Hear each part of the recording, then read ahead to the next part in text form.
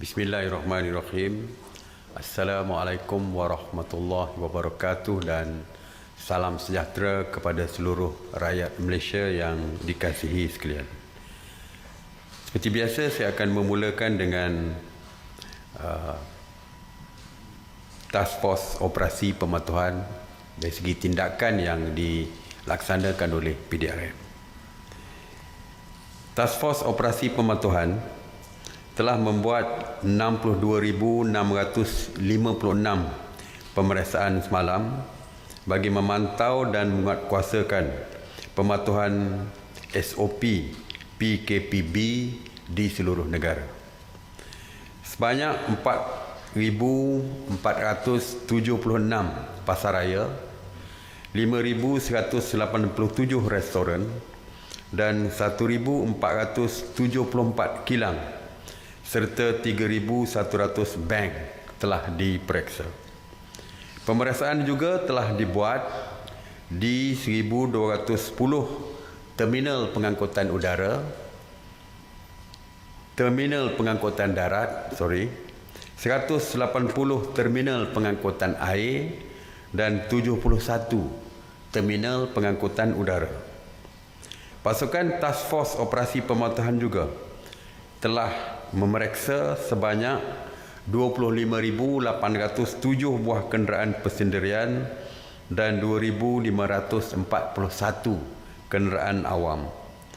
Turut diperiksa adalah 2,015 pasar awam, 3,580 tempat ibadah, 1,498 tempat riadah dan 281 tapak binaan. Sebanyak 3,336 pasukan pematuhan telah membuat pemantauan dan melibatkan seramai 17,811 anggota. Yang turut menyertai pasukan pematuhan semalam adalah anggota daripada Kementerian Perdagangan Antarabangsa dan Industri ataupun MITI bersama dengan Jabatan Bomba dan Penyelamat Malaysia. Seperti yang saya sebutkan, bahawa tindakan undang-undang telah mula diambil oleh pihak PDRM. Oleh itu, semalam PDRM telah menahan seramai 10 individu di atas kesalahan melanggar SOP ini. Pihak berkuasa akan terus mengambil tindakan undang-undang terhadap mana-mana individu yang tidak mematuhi SOP yang disediakan. Justru itu, saya perlu mengingatkan supaya setiap rakyat supaya mematuhi setiap peraturan dan SOP yang telah pun ditetapkan oleh pihak kerajaan. Mengenai berita palsu, kerajaan memandang serius kepada penularan berita palsu yang masih berleluasa sehingga kini. Sehingga 14 Mei, sebanyak 264 kertas siasatan telah dibuka oleh PDRM dan juga KKMM berkaitan dengan berita palsu yang berkaitan dengan COVID-19 ini. Daripada jumlah tersebut, sebanyak 177 masih di dalam siasatan, manakala 30 kes telah pun didakwa di mahkamah. 11 diberikan notis amaran dan 18 telah mengaku salah. Oleh itu, saya menyeru kepada orang ramai supaya berhati-hati sebelum menyebarkan sebarang kandungan yang diragui kesahihannya.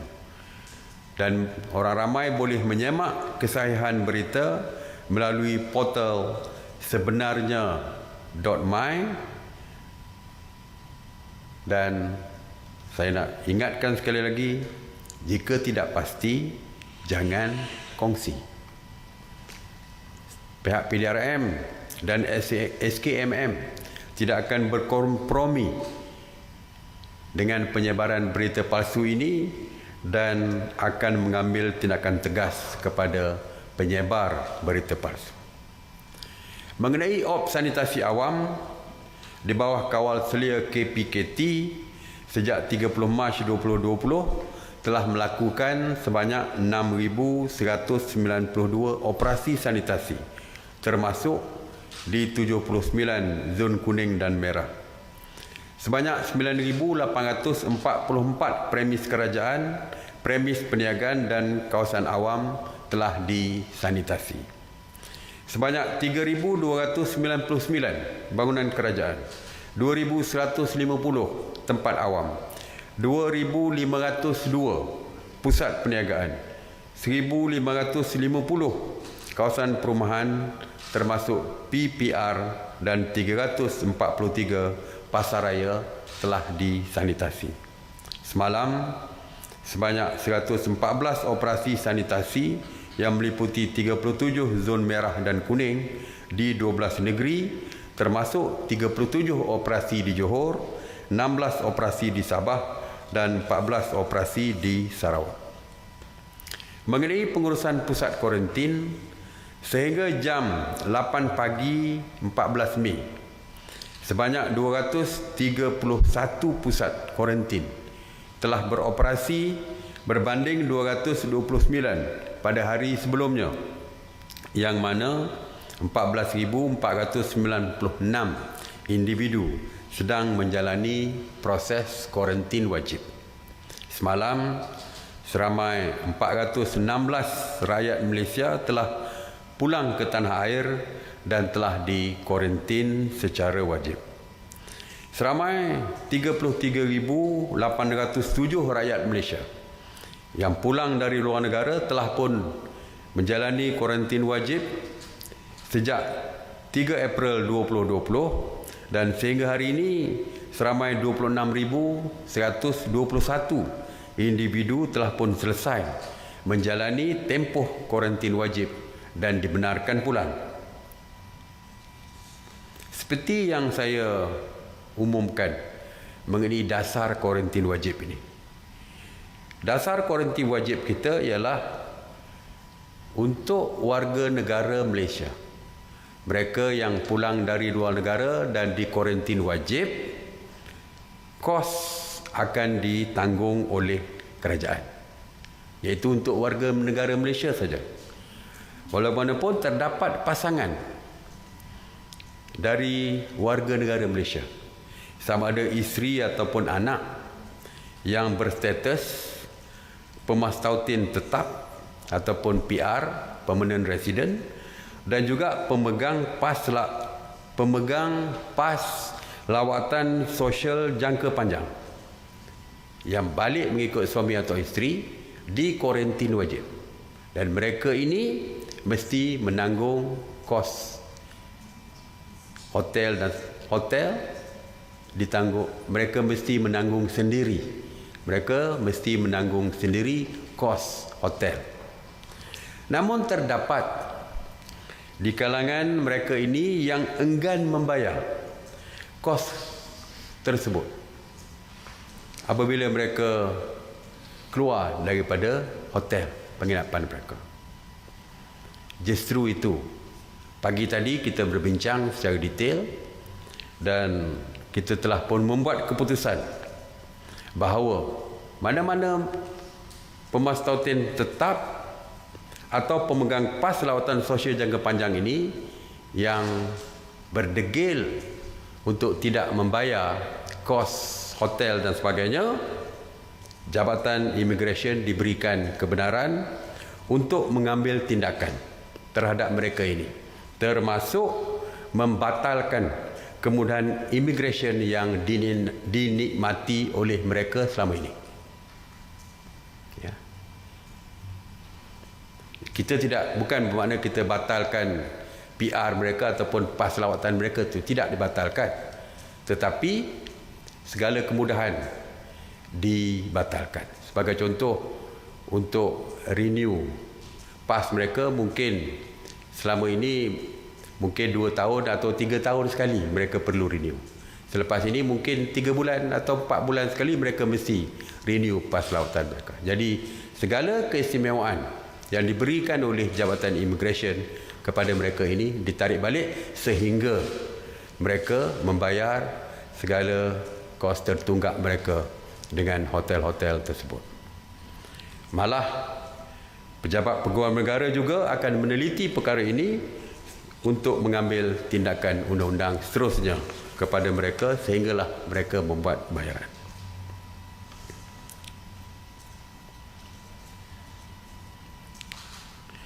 Seperti yang diumumkan oleh Yang Amat Berhormat Perdana Menteri, dan ditanya juga, 2 kali dah saya ditanya, iaitu tentang kedudukan suami isteri yang tinggal berjauhan.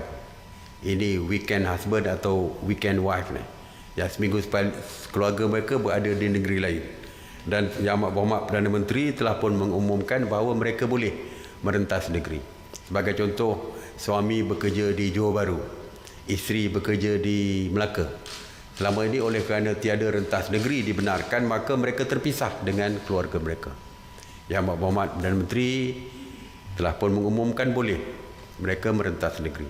Kita bersetuju kerana mereka weekend husband, suami hari Minggu, isteri hari Minggu untuk balik berjumpa dengan suami atau isteri, dibenarkan 1 minggu sekali untuk mereka mengunjungi atau berjumpa dengan suami, isteri dan atau keluarga mereka, anak-anak dan sebagainya. Tetapi mesti juga melaporkan kepada pihak polis untuk mendapatkan kebenaran. Seterusnya ialah mengenai isu yang berkaitan dengan equestrian, ya, ataupun pusat kuda. Kita pernah memberikan kebenaran kepada zoo untuk beroperasi. Kuda juga menghadapi masalah. Kerana apabila kita tidak benarkan beroperasi, kuda tidak diberi makan, tempat kandang kuda kotor dan sebagainya. Jadi mesyuarat pada hari ini bersetuju untuk membenarkan perkhidmatan berkaitan dengan kuda ini, termasuk pusat equestrian beroperasi. Tapi kebenaran itu adalah bagi kita menjaga kebajikan haiwan, dan termasuk hanya berkaitan dengan pemberian makanan, pembersihan kandang dan perkara-perkara yang berkaitan dengan kebajikan haiwan tersebut. Ya. Jadi kepada mereka yang memelihara kuda, bolehlah untuk menjaga kebajikan kuda-kuda mereka. Saya akan memberikan sedikit makluman mengenai pemeriksaan tapak bangunan, tapak binaan. Seperti kita tahu, construction ataupun pembinaan, kerja-kerja pembinaan dibenarkan. Tetapi SOP yang dikeluarkan oleh CIDB amat ketat sekali dan perlu dipatuhi. CIDB ataupun Lembaga Pembangunan Industri Pembinaan telah melaporkan sebanyak 191 tapak binaan telah diperiksa semalam. Hasil pemeriksaan telah mendapati 28 tapak binaan mematuhi SOP. Manakala terdapat 8 tapak binaan yang tidak mematuhi SOP. 155 tapak binaan didapati tidak beroperasi semalam. Dari segi jumlah kumulatif, tapak binaan yang telah diperiksa adalah sebanyak 3,735, yang mana 344 tapak binaan didapati patuh SOP, manakala 122 tapak binaan tidak patuh SOP dan telah diberikan amaran. Manakala 4 binaan telah diarahkan tutup atas kesalahan melanggar SOP. Pemeriksaan juga mendapati 3,265 tapak binaan masih belum beroperasi. Dan antara syarat utama sebelum tapak binaan dibenarkan beroperasi adalah untuk memastikan adanya pegawai keselamatan dan kesihatan disediakan. Jadi itu syarat utama. Sebelum mereka buka, mereka mesti ada safety officer dia ataupun pegawai keselamatan dan kesihatan. Tanpanya tapak binaan tidak dibenarkan dibuka. Ada beberapa persoalan mengenai kebenaran mengubah suai ataupun pembaikan di bangunan-bangunan berserata dan bertingkat, kondominium, flats, apartments dan sebagainya. Banyak kekeliruan. Banyak kawasan-kawasan seperti itu tidak membenarkan pembaikan ataupun pengubahsuaian, renovation dan sebagainya. Sedangkan kita dah putuskan boleh. Jadi saya nak tekankan sini bahawa kepada pengurus bangunan-bangunan bertingkat ini, mereka perlu memberikan kebenaran kepada kontraktor untuk pengubahsuaian ataupun untuk membaik pulih kerosakan yang berlaku di unit-unit di bangunan tersebut. Sebab kita dengar ada yang tidak dibenarkan masuk. Jadi sebenarnya dibenarkan. Tetapi kontraktor tersebut mestilah mematuhi setiap SOP yang dikeluarkan, sama ada oleh CIDB, oleh MKN ataupun oleh majlis ataupun PBT, pihak berkuasa tempatan. Jadi mereka juga mesti patuh kepada setiap SOP ini. Jadi bolehlah kontraktor-kontraktor ini melihat di laman web Kementerian Kerja Raya, Majlis Keselamatan Negara MKN ataupun PBT itu sendiri. Tuan-tuan dan puan-puan sekalian, apa yang berlaku pada hari ini mungkin berbeza dengan apa yang berlaku semalam. Dan setiap keputusan yang dibuat oleh kerajaan adalah bergantung kepada situasi semasa dan data yang diperolehi oleh kerajaan. Kalau kita lihat banyak negara di dunia seperti Jerman, Korea Selatan, China dan sebagainya yang membuka negara mereka, tetapi apabila sesuatu situasi berlaku menyebabkan mereka perlu menutupnya semula, akhirnya mereka menutupnya semula. Kita terbaca berita semalam di Arab Saudi, walaupun sebelum ini tiada tindakan menutup sepenuhnya, total lockdown di Arab Saudi, tetapi semalam telah pun diumumkan untuk hari raya di Arab Saudi mereka mengenakan perintah berkurung selama 24 jam selama 5 hari, iaitu daripada 23 Mei hingga 27 Mei. Untuk hari raya tutup. Kita mungkin bernasib baik ada sedikit kelonggaran. Jadi sebab itulah saya katakan bahawa setiap kebebasan yang diberi kepada rakyat kita, kita mesti mengambilnya dengan penuh tanggungjawab untuk menjaga kepentingan diri dan juga kepentingan masyarakat di sekitar kita, kepentingan keluarga kita juga. Dan sebab itu saya katakan bahawa pematuhan amat penting sekali. Pematuhan kepada PKP amat penting sekali. Kawalan kendiri amat penting sekali. Sebab seperti saya kata tadi bahawa keadaan terkini mungkin boleh berubah. Besok mungkin boleh berubah, lusa mungkin boleh berubah dan sebagainya. Jadi kalau kita ingin terus kekal seperti ini, kita perlulah mematuhi setiap arahan yang dikeluarkan oleh kerajaan. Walaupun kita juga mesti bersedia jika situasi berubah, jika dari segi data menunjukkan kenaikan mendadak dan sebagainya, kemungkinan PKPB tidak boleh diteruskan dan PKP akan dikenakan semula. Oleh itu, segala kebebasan yang kita sedang nikmati mungkin akan ditamatkan. Jadi, tepuk dada, tanya selera. Keputusan adalah di tangan tuan-tuan dan puan-puan sekalian.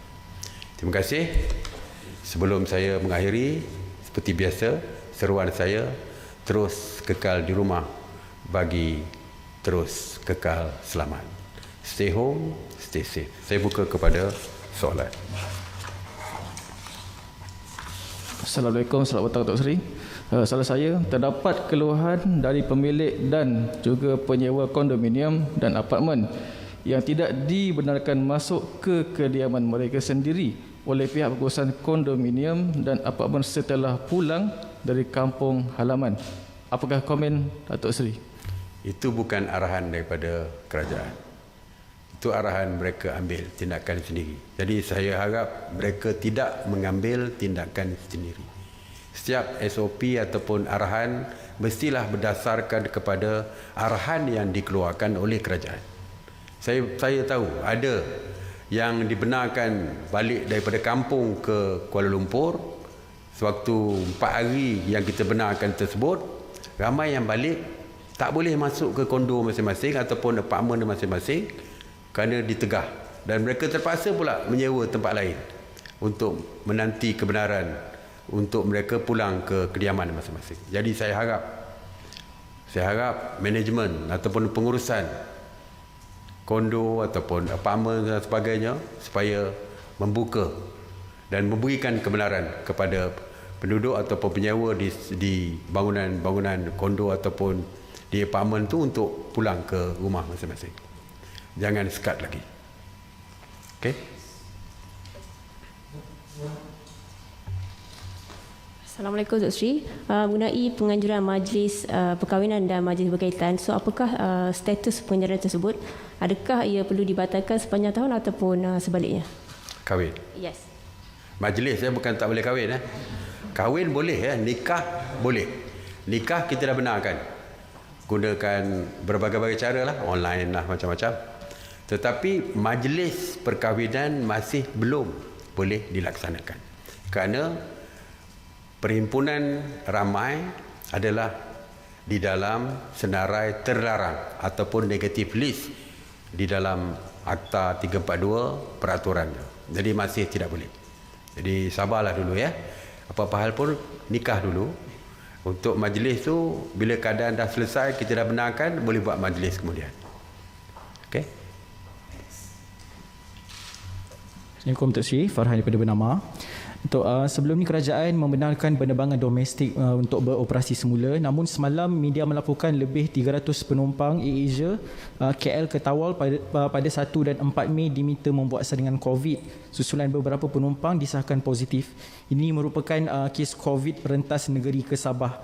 Melihat situasi ini, adakah kerajaan akan meneliti semula SOP penerbangan domestik atau mungkin ada tindakan yang lain sedang dirangka? Sebab kita takut akan ada lagi kes-kes rentas negeri selepas ini. Terima kasih. Dari segi penerbangan, kita ada 2 SOP yang berbeza. Di dalam Semenanjung, intra Semenanjung, negeri-negeri di Semenanjung, kita SOP-nya adalah separuh daripada jumlah penumpang ataupun maksimumnya 66.4% dari segi jumlah penumpang, kerana untuk social distancing.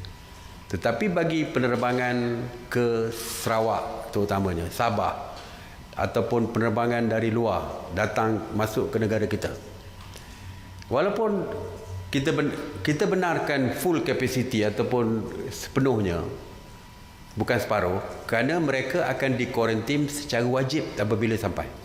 Katakan datang daripada UK balik ke Kuala Lumpur, tidak ada social distancing di dalam pesawat misalnya, tetapi mereka wajib dikuarantin apabila tibanya di negara kita.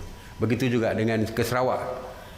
Balik ke Sarawak, Kerajaan Sarawak dan juga Kerajaan Sabah telah menetapkan bahawa semua yang terbang yang datang daripada Semenanjung sekalipun, mereka mesti dikuarantin secara wajib. Tetapi penerbangan yang balik daripada Sabah atau Sarawak ke Semenanjung, oleh kerana kita tidak mewajibkan kuarantin kepada penumpang yang balik yang datang daripada Sabah Sarawak, maka kita syaratkan kepada syarikat penerbangan untuk membuat social distancing dalam pesawat. Jadi tidak boleh 100% tapi cuma 50% ataupun maksimumnya 66.4% saja. Mana kalau ada 3 kursi, 2 tengah tu kosong. Itu yang kita lakukan. Kerana adanya kuarantin wajib tu yang menyebabkan kita membenarkan mereka membawa penumpang kapasiti sepenuhnya. Okey.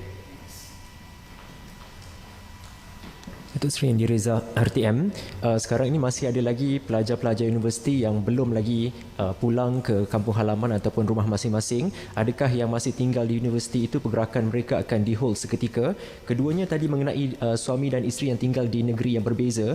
Bilakah permohonan itu boleh mula dilakukan? Adakah selepas ini boleh terus mohon di Balai Polis? Bagaimana? Ya, boleh bermula. Sekarang pun dah bermula sebenarnya. Dah mereka boleh memohon dah.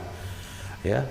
Yang pelajar-pelajar kita masih ramai yang tidak balik, terutamanya daripada Sabah yang nak balik ke Sabah kerana beberapa urusan penerbangan yang masih belum selesai, jadi akan diselesaikan. Cuma pelajar daripada UPSI saja yang masih lagi ditahan di universiti kerana kita akan membuat saringan selepas berlakunya positif 2 pelajar daripada UPSI yang pulang ke Sabah didapati positif.